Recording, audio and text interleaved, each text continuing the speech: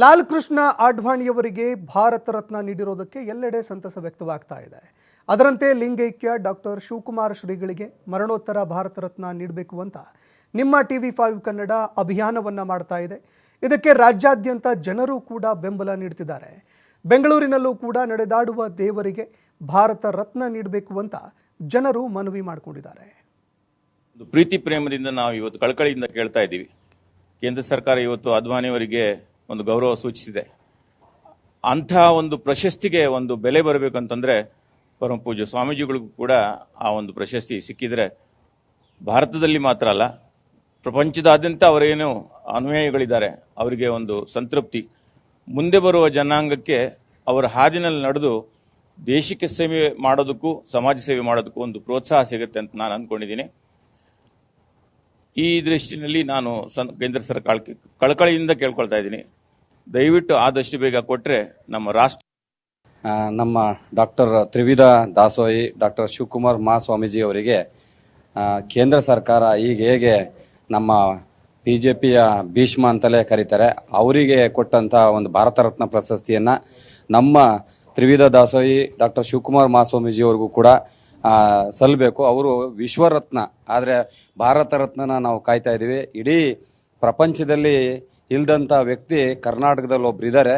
ಹಾಗಾಗಿ ಅವ್ರಿಗೂ ಕೂಡ ಮರಣೋತ್ತರವಾಗಿ ದಯಮಾಡಿ ಕೇಂದ್ರ ಸರ್ಕಾರ ತಕ್ಷಣನೇ ಭಾರತ ರತ್ನ ಪ್ರಶಸ್ತಿಯನ್ನು ಕೊಡಬೇಕಾಗಿ ತಮ್ಮಲ್ಲಿ ನಮ್ಮ ಜನಪ್ರಿಯ ಇಡೀ ವಿಶ್ವಕ್ಕೆ ವಿಶ್ವನಾಯಕ ಅಂದ್ಕೊಂಡಿರುವಂಥ ನಮ್ಮ ಮೋದಿಜಿಯವರನ್ನ ನಾವು ಕಳಕಳಿಯಿಂದ ನಮ್ಮ ಸಮುದಾಯದಿಂದ ನಾವು ಕೇಳ್ಕೊತಿದ್ದೀವಿ. ಹಾಗೂ ಎಲ್ಲ ಸಮುದಾಯದರ ಪರವಾಗಿ ನಾವು ಇವತ್ತು ಅವರಿಗೆ ಕೇಳ್ಕೊಂತ ಇದ್ದೀವಿ ಭಾರತ ರತ್ನ.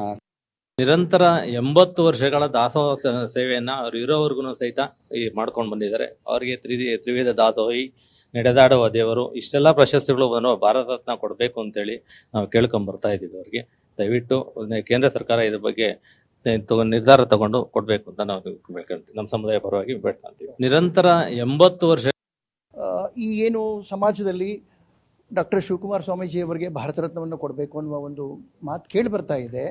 ಅದರಲ್ಲಿ ಯಾವುದೇ ಅತಿಶಯೋಕ್ತಿ ಆಗಲಿ ಉತ್ಪ್ರೇಕ್ಷೆ ಆಗಲಿ ಇಲ್ಲ. ಸಮಾಜ ಈಗಾಗಲೇ ಅವ್ರಿಗೊಂದು ಪ್ರಶಸ್ತಿಯನ್ನು ಕೊಟ್ಟಿದೆ, ನಡೆದಾಡುವ ದೇವರು ಅಂತ ಹೇಳಿ. ಸಮಾಜದ ನಾಗರಿಕ ಸೌಲಭ್ಯಗಳು ತಲುಪಬೇಕು. ಆ ತಲುಪಿದಾಗ ಮಾತ್ರ ಅದರ ಶ್ರೇಷ್ಠತೆ, ಅದರ ಪ್ರಯೋಜನ ನಿಜವಾದ ಅರ್ಥದಲ್ಲಿ ಸಾಧ್ಯ ಆಗತ್ತೆ. ಆ ಕೆಲಸವನ್ನ ಈ ನಿಟ್ಟಿನಲ್ಲಿ ಮಾಡಿದಂಥವರು ನನಗೆ ಈ ಕೂಡಲೇ ಕಾಣೋದು ಡಾಕ್ಟರ್ ಶಿವಕುಮಾರ್ ಸ್ವಾಮೀಜಿಗಳೇ. ಅವರಿಗೆ ಈ ಒಂದು ಪ್ರಶಸ್ತಿಯನ್ನು ಸಲ್ಲಬೇಕು.